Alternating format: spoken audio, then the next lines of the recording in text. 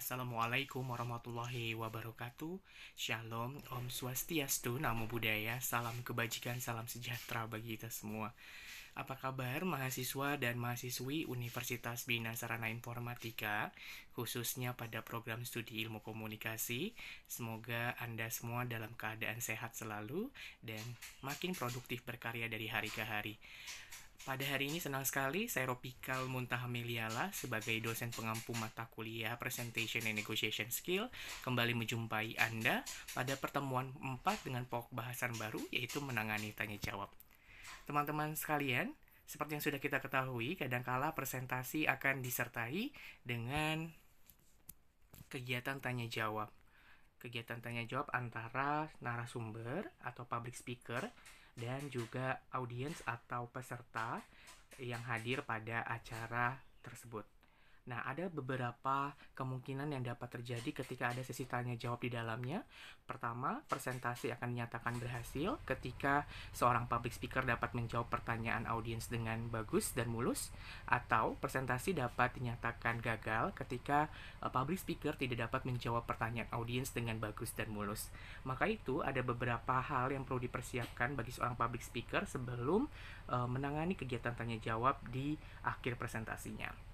Saat sebelum presentasi ada baiknya makanya kita melakukan analisis perilaku hadirin untuk mengantisipasi kira-kira kita mengetahui secara umum gambaran karakteristik audiens yang kita hadapi pada okasi tersebut.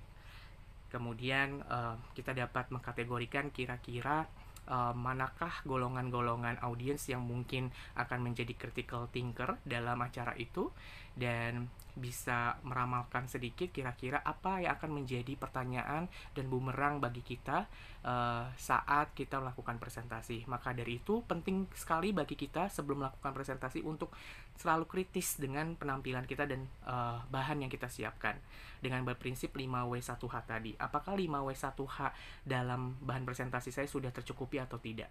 Yaitu unsur what, who, where, when, why, how.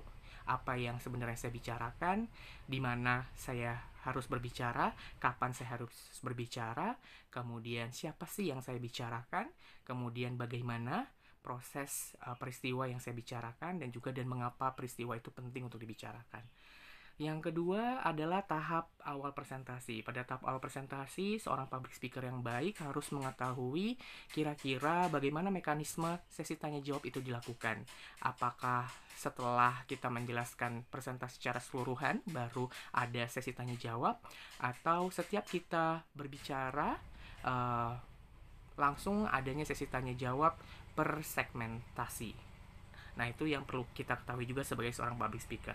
Dan tahap ketiga adalah ketika pertanyaan itu datang, maka kita perlu mempersiapkan mental dan pikiran secara jernih untuk dapat menjawab pertanyaan itu relevan, kemudian cermat.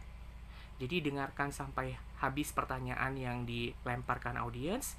Jika perlu, kita ulangi dengan kata-kata sendiri untuk memastikan apakah motif pertanyaannya itu sepaham dengan apa yang kita terima. Kemudian yang ketiga, pastikan mengapa pertanyaan itu diajukan, gitu ya.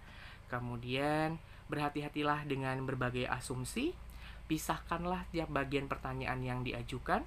Tetap berkepala dingin atau tetap menahan emosional yang baik.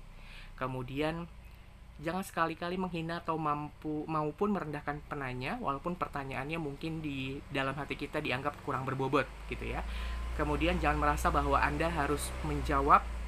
Dan kesembilan, jangan menjawab pertanyaan dalam keadaan yang terlalu panjang atau terlalu singkat. Jadi berikan jawaban atas pertanyaan yang relevan dan juga straight to the point.